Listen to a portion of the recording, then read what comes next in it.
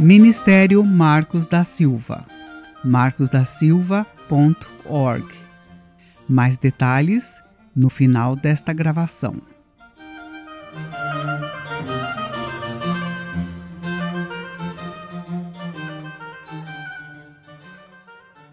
Série O Sermão da Montanha. Estudo número 57. Trevas como se fosse luz. O ensino de Jesus, que cobriremos neste estudo da série sobre o Sermão da Montanha, está no meio de 3 ensinos interligados e relacionados com possessões materiais. Todos os 3 ensinos envolvem uma dicotomia ou 2 pontos opostos, onde teremos que escolher entre a opção que nos manterá aqui nesta terra e posteriormente sermos lançados no fogo do inferno, Mateus 25, 41, e a opção que nos qualificará para recebermos a graça da salvação e subirmos com Jesus na sua volta para recolher aqueles que o Pai lhe deu. Mateus 24, 31. No primeiro ensino que abordamos no estudo anterior, Jesus nos apresenta a escolha entre um tesouro aqui na terra e um no céu. No terceiro ensino, que cobriremos no próximo estudo, Jesus nos apresenta a opção do mestre que queremos servir, Mamon ou Deus. Neste presente estudo, utilizando de uma linguagem figurativa, Jesus nos apresenta a escolha do tipo de olhos que queremos desenvolver. Olhos bons, que não se fixam nos nossos bens e com alegria compartilhamos o que temos com os nossos irmãos. Ou olhos maus, onde as riquezas deste mundo nos transformam em pessoas egoístas e corrompem a capacidade da visão de distinguir a luz das trevas. Verso. A lâmpada do corpo são os olhos, de sorte que, se os teus olhos forem bons, todo o teu corpo terá luz. Se, porém, os teus olhos forem maus, o teu corpo será trevas. Se, portanto, a luz que em ti há são trevas, quão grandes são tais trevas. Mateus 6, 22 e 23.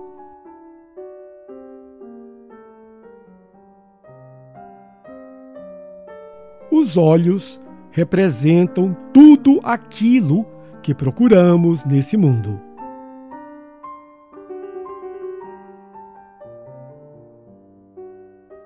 Antes de entrarmos no estudo mais detalhado da passagem, é importante que entendamos a aplicação geral das palavras de Cristo. Quando Jesus nos diz que os olhos são a lâmpada, grego, lyrnos, lâmpada, candeia. Para o corpo, grego, soma, corpo. O significado principal da metáfora deveria ser óbvio para todos. É através das coisas que entram na nossa mente, primariamente pelos olhos, que adquirimos conhecimento, desenvolvemos interesses e estabelecemos prioridades para tudo aquilo que consiste a nossa vida. Enquanto estamos na barriga da nossa mãe, ainda que já vivos, não temos acesso a nenhum tipo de informação que possa nos influenciar para o bem ou para o mal.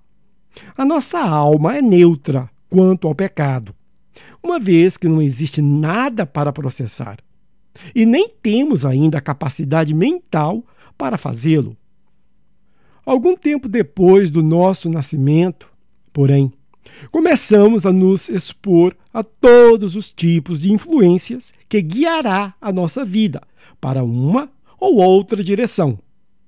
Se apenas permitimos que o bem entre na nossa mente, então a nossa vida estará cheia do bem. Mas se consentimos que o mal entre, então não devemos nos surpreender que o mal esteja sempre presente no nosso viver. Neste sentido, os olhos são a lâmpada e o corpo é a vida. O bem é luz e o mal é trevas.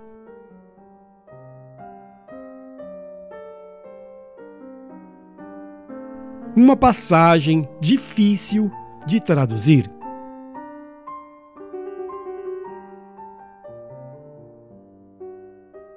Desde os primeiros séculos do cristianismo, este trecho do Sermão da Montanha tem causado dificuldades para os estudiosos dos evangelhos.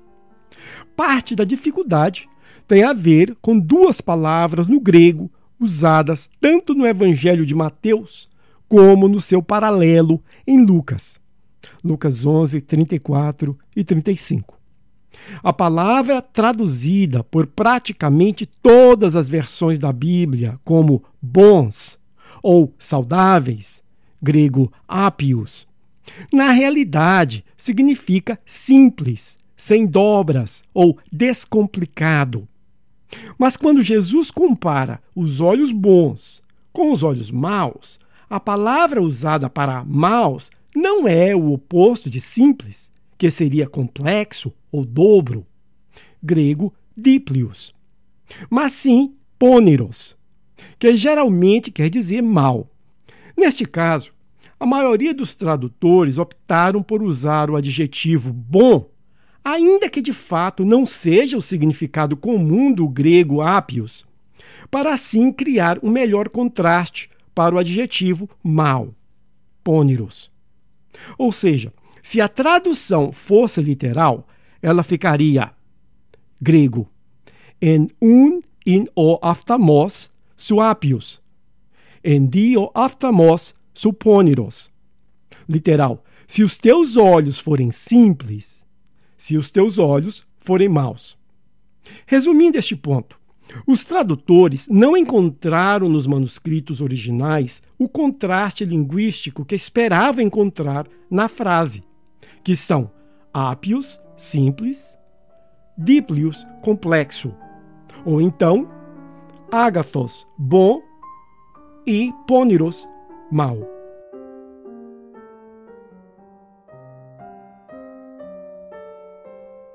Jesus não nos alerta apenas contra a mesquinhez.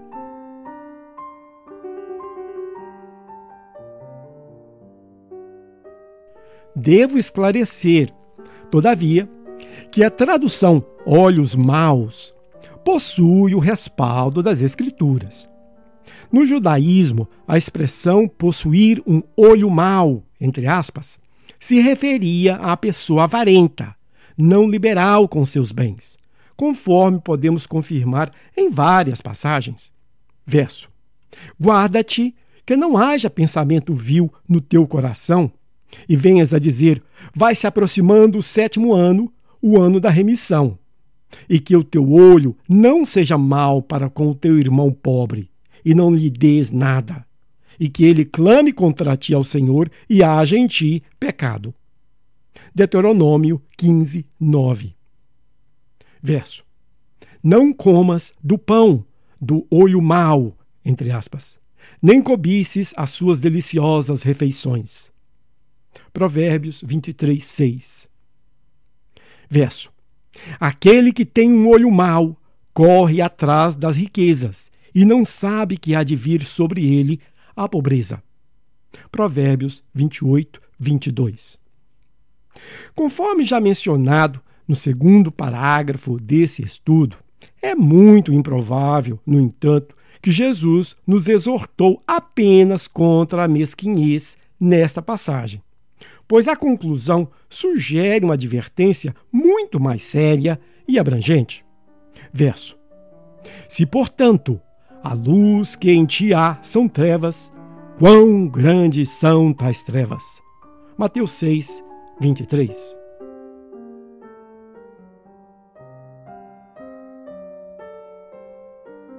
as trevas na mente do cristão, agindo como se fosse luz.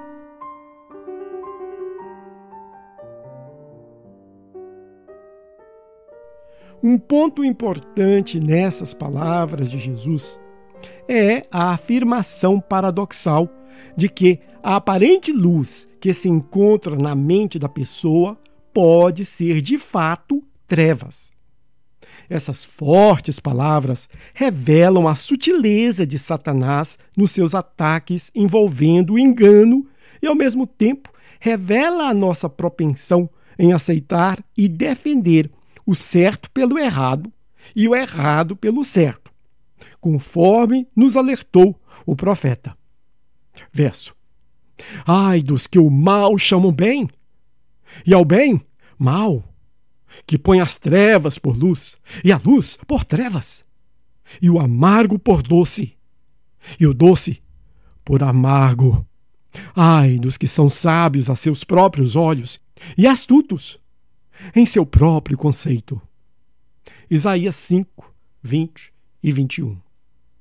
Infelizmente, nesses últimos dias, muitas das nossas igrejas estão ensinando um evangelho que promove as trevas como se fosse luz, nos dando a impressão de que esses líderes nunca leram, ou, o mais provável, simplesmente ignoram o alerta de Cristo.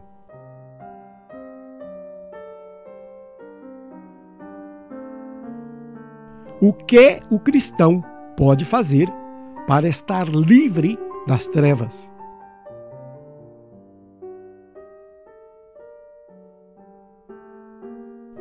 Na mesma passagem em Lucas, onde o tom é bem mais positivo do que em Mateus, Jesus nos instrui a fazermos uma autoanálise e certificarmos que a luz que existe em nós é, de fato, luz e não trevas. Verso: vê então que a luz que há em ti não sejam trevas. Se, pois, todo o teu corpo estiver iluminado, sem ter parte alguma em trevas, será inteiramente claro, como quando a lâmpada te clareia com o seu brilho. Lucas 11, 35 e 36. A única forma de separarmos a luz das trevas é através da completa obediência às palavras de Jesus, que é o único mensageiro direto do Pai.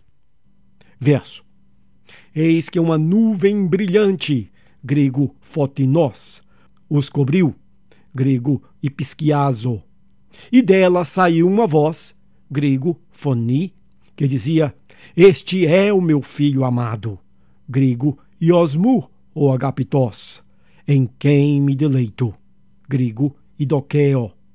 Escutem, grego akuo, o que ele diz. De novo: eis que uma nuvem brilhante os cobriu, e dela saiu uma voz que dizia: este é o meu filho amado, em quem me deleito. Escutem o que ele diz. Mateus 17, 5. Ver também João 12, 48 a 50. O cristão deverá entender, conforme lemos na abertura do livro de Hebreus, que se antigamente o Pai se comunicou conosco de várias maneiras, nestes últimos dias a sua comunicação é feita tão somente através do Filho. Verso: porque eu não falei, grego laleo, por mim mesmo, mas o Pai, grego patir, que me enviou, grego pempo, esse me deu ordem, grego endole, quanto ao que dizer e como falar. E sei que a sua ordem, endole, é vida eterna, grego zoin eônio. Aquilo, pois, que eu falo exatamente como o Pai me disse, grego ipon. De novo: porque eu não falei por mim mesmo, mas o Pai que me enviou. Esse me deu ordem quanto ao que dizer e como falar. E sei que a sua ordem é vida eterna. Aquilo, pois, que eu falo exatamente como o Pai me disse. João 12, 49 e 50. Ver também Hebreus 1:1. Frequentemente, o cristão se deixa levar pelas mensagens que massageiam o seu ego, pelas mensagens que lhe dá permissão para continuar se beneficiando dos prazeres da carne sem que haja consequências eternas pelos seus atos carnais. 2 Coríntios 5:10. Ele não percebe que essas mensagens não possuem o respaldo das palavras de Jesus, que continuamente nos exortou a um completo abandono de tudo aquilo que pertence a este mundo presente. Verso. Assim, pois, todo aquele dentre vós que não renuncia, grego apotasso, a tudo, grego paz, quanto possui, grego hiparro, não tem como ser meu discípulo, grego mathites. Lucas 14, 33. O cristão que deseja ficar livre de todas as trevas deverá, então, manter os seus ouvidos atentos e não aceitar nenhuma mensagem que não possui o completo respaldo das palavras de Jesus, registrado nos 4 evangelhos. Qualquer instrução que não bater com aquilo que Jesus nos ensinou deverá ser imediatamente descartada e considerada trevas, por mais agradável que nos pareça. Verso. Porque todos vós sois filhos da luz e filhos do dia. Nós não somos da noite nem das trevas. Não durmamos, pois, como os demais. Antes, vigiemos e sejamos sóbrios. 1 Tessalonicenses 5, 5 e 6.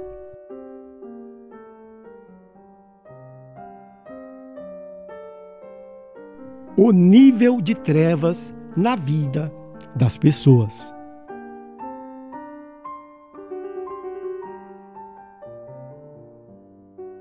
Notemos que Jesus enfatiza o nível de trevas que ocorre na vida da pessoa que permite que os seus olhos se tornem um conduto do mal. Verso. Quão grande são tais trevas. Mateus 6, 23. O uso do adjetivo grego quão grande, grego tu skotos possom, nos mostra que existem graus de trevas na vida das pessoas. Caso contrário, seria apenas a luz em ti são trevas.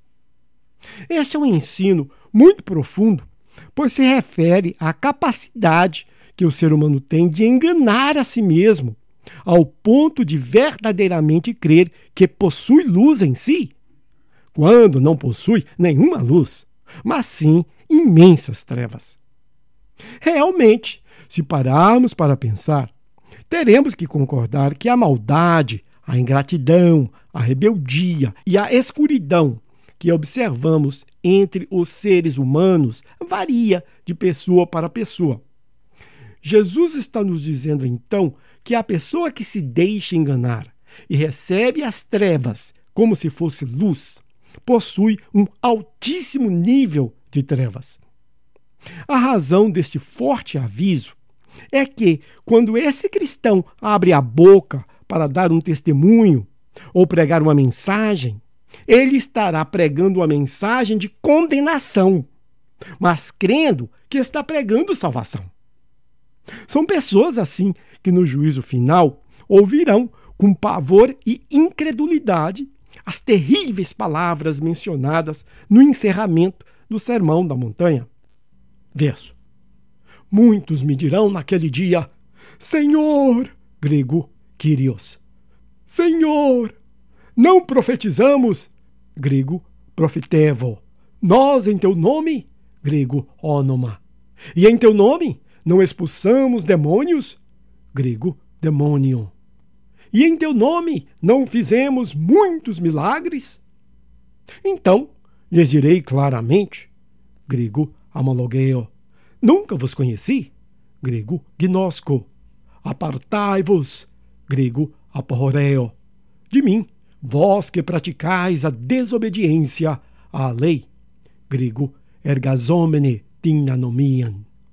De novo, muitos me dirão naquele dia: Senhor, Senhor, não profetizamos nós em teu nome?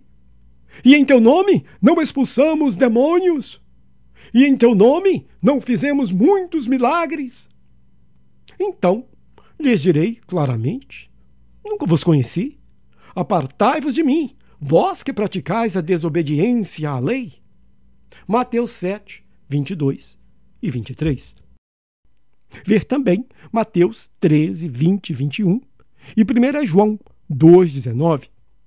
Observem as 3 características desse grupo de pessoas que não entrarão no reino. Primeira, são cristãos.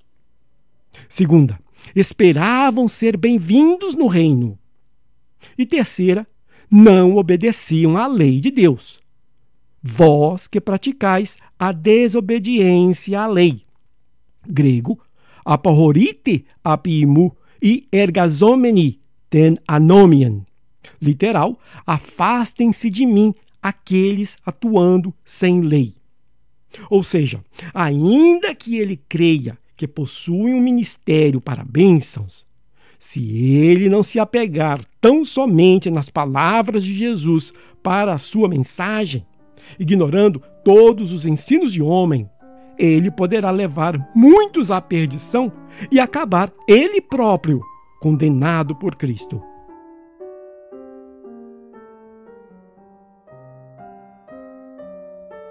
Devemos filtrar tudo o que entra na nossa mente.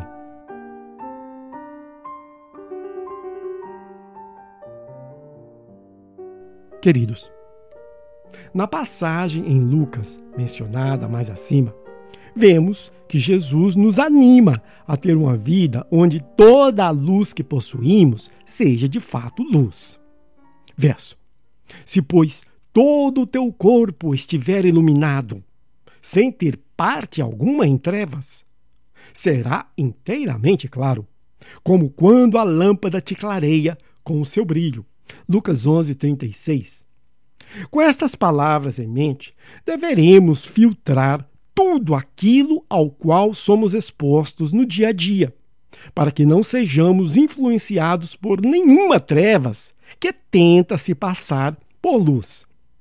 Verso: e não é de se admirar, porque o próprio Satanás se disfarça em anjo de luz. Portanto, não é para ficar surpreso que os seus obreiros, grego diáconos, servo, obreiro, diácono, tentam passar por obreiros de retidão. De novo, e não é de se admirar, porque o próprio Satanás se disfarça em anjo de luz. Portanto, não é para ficar surpreso que os seus obreiros tentam passar por obreiros de retidão. 2 Coríntios 11, 14 e 15.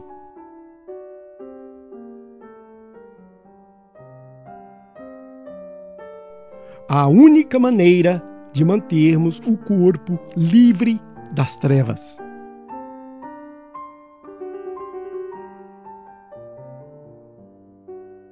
Deixe-me deixar bem claro, irmãos, que nenhum de nós conseguirá fechar todas as trevas que desejam entrar na nossa mente se não nos apegarmos às palavras de Jesus.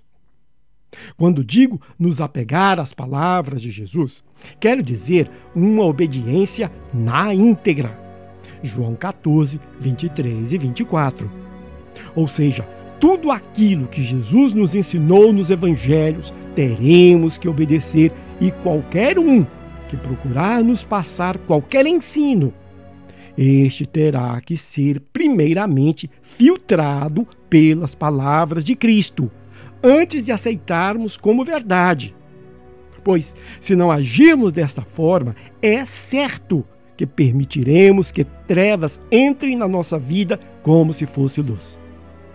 Não podemos confiar na nossa capacidade de separar o certo do errado. Apenas o Senhor pode fazer isso por nós.